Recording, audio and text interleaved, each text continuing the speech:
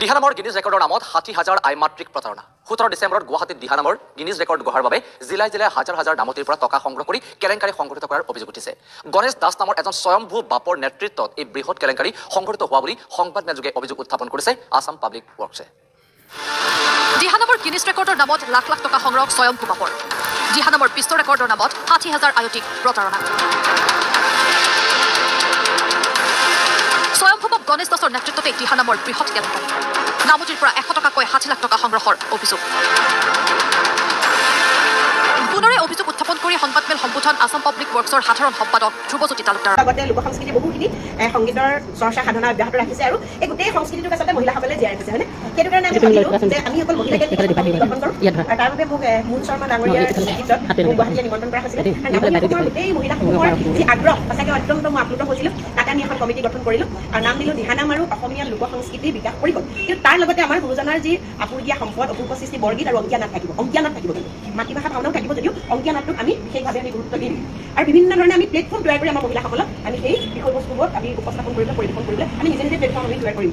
আৰু সেয়ে ভাবিলোঁ যে আমাৰ মহিলাসকলে প্ৰত্যেকে দিহানাম গাইছে, তেওঁ দিহানামটোৰ বিষয়বস্তু ভালকৈ জানক, নাগৰা বজাব জানক, কোনোবাই তালযোৰ ভালকৈ বজাব জানে। মহিলা নিজৰ ওপৰত নিৰ্ভৰশীল গোটেই কামটো কৰিব পৰা কাৰণে আমি বিভিন্নজনৰ জৰিয়তে সেইটো আমি কৰ্মশালা দিম আৰু যিসকলে বিচাৰক কৰিবলৈ ইতিমধ্যে আৰম্ভ কৰিছে আৰু যিসকল প্ৰতিযোগিতা কৰি কৰি তেখেতলোকে বিশেষভাৱে দক্ষতা আহৰণ কৰিছে, তেওঁলোকৰ পাৰদৰ্শিতা যথেষ্টখিনি পাইছে, তেওঁলোককো আমি কি কৰিবলৈ ক'ম যে আমি দিহানামৰ বিষয়বস্তুটো কেনেকৈ বিচাৰ কৰিছোঁ, এই গোটেই প্ৰক্ৰিয়াটো তাত কি প্ৰয়োজন হ'ব, কেনেকৈ আমি কি অধ্যয়ন কৰিব লাগিব, আমি কোনবোৰ বিষয়বস্তু চাম, এই সকলোবোৰ আমি কি কৰিব লাগিব প্ৰশিক্ষণৰ মাধ্যমেৰে দিব লাগিব।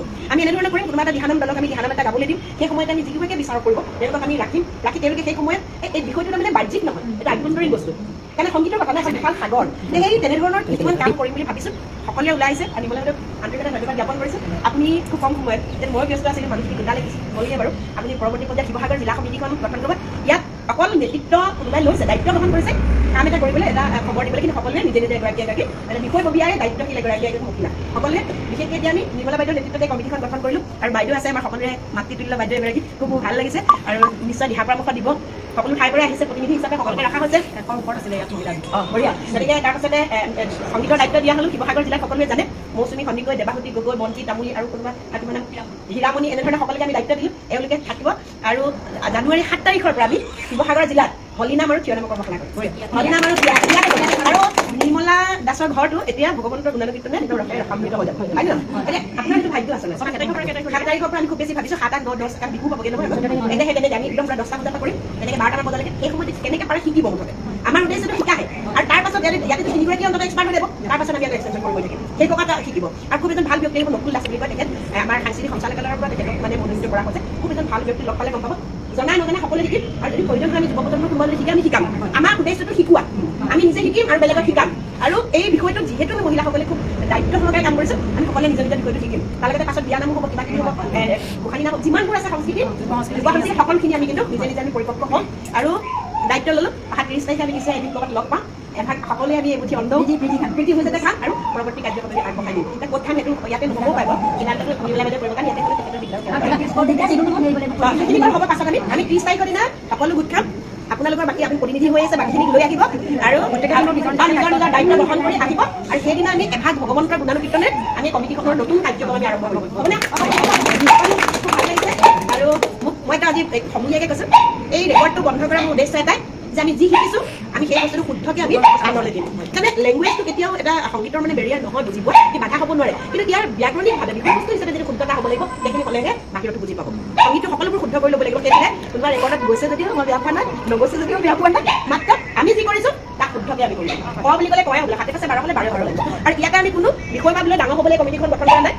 প্ৰত্যেকগৰাকী মানুহে নগৰাটো বজাব পৰাকৈ, নিজক পৰিপক্ক কৰিব পৰাকৈ, প্ৰস্তুত কৰিব পৰাকৈ এখন কমিটি গঠন কৰিছোঁ। প্ৰত্যেকে দিহানাম এটা গাব পৰাকৈ, নিজৰ ল'ৰা ছোৱালী শিকাব পৰাকৈ, প্ৰত্যেকে লোকগীত এটা গাব পৰাকৈ। আপুনি যদি লোকগীত জানে আমাৰ 10জনী আপোনালোকৰ মাজত দিব, আমি বেলেগক আনিবলৈ প্ৰয়োজন নাই।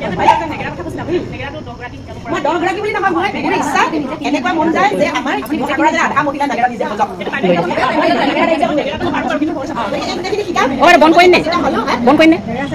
সকলোকে ক'লো আৰু লাইভৰ জৰিয়তে আজি আমি গঠন কৰিলোঁ, সকলো কমিটিখনৰ কথা ক'লো। বাইদেউ সভাপতি, অঞ্জলি দত্ত বাইদেউ সভাপতি আৰু নিৰ্মলা বাইদেউ সম্পাদিকা। গতিকে এখেতৰ নেতৃত্বত আৰু এই সাংস্কৃতিক স্বৰ্ণলতা সাধাৰণ সহকাৰী ন সহকাৰী তাৰপাছত এই সংস্কৃতি বিভাগৰ গোলাঘাট আহা দেবাহুতি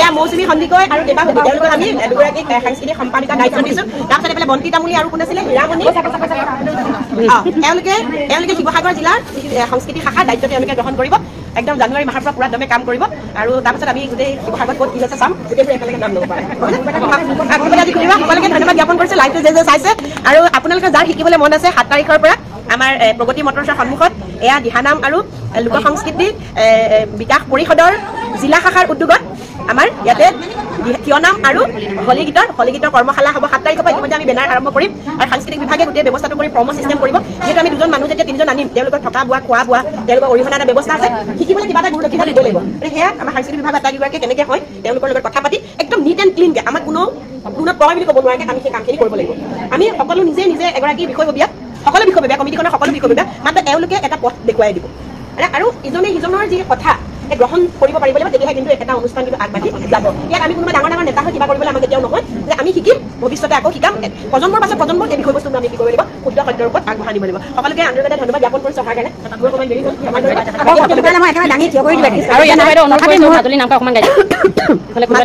মাজুলীৰ নাম ভাগ মই ইমান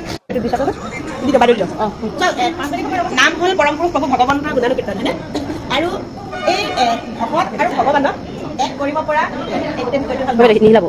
নামকে চেষ্টা কৰোঁ ভগৱন্তৰ নাম ভগৱন্তৰ ৰাতি দিন জপ কৰি আছে আৰু আমি তেখেতৰ গুণানুকীৰ্তনেৰে আমি কি কৰিছোঁ সদায় তেখেতক উপাসনা কৰিছোঁ সেইকাৰণে মই লিখিছিলোঁ নাম প্ৰেমৰ জৰি ভকত আৰু ভগৱন্তক একাকাৰ কৰি মই গাই দিয়ক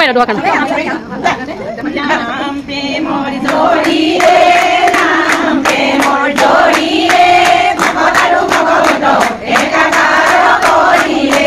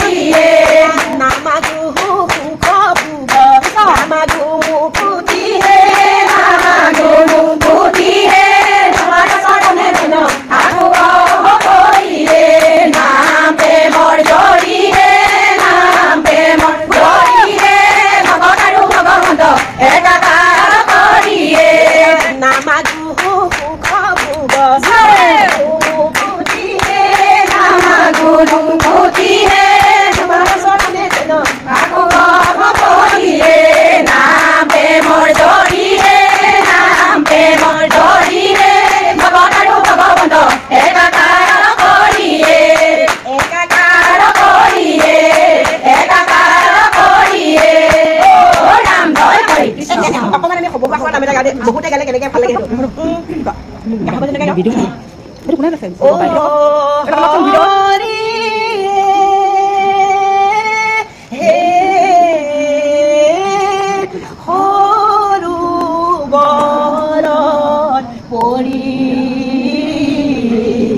গজেন্দ্ৰ ভকতে কান্দে গ্ৰামে নাচে হৰি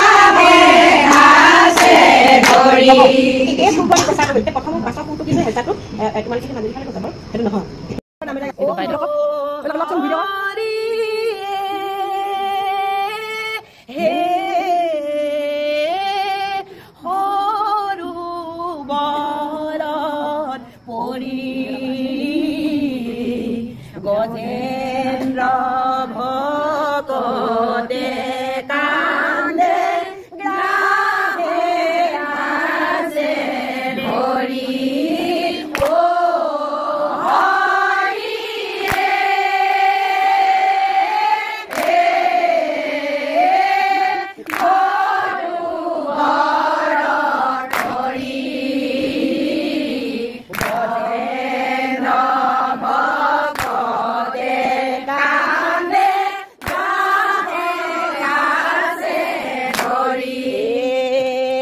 ৰাম ইন্দ্ৰ নামে ৰোজা আসিলে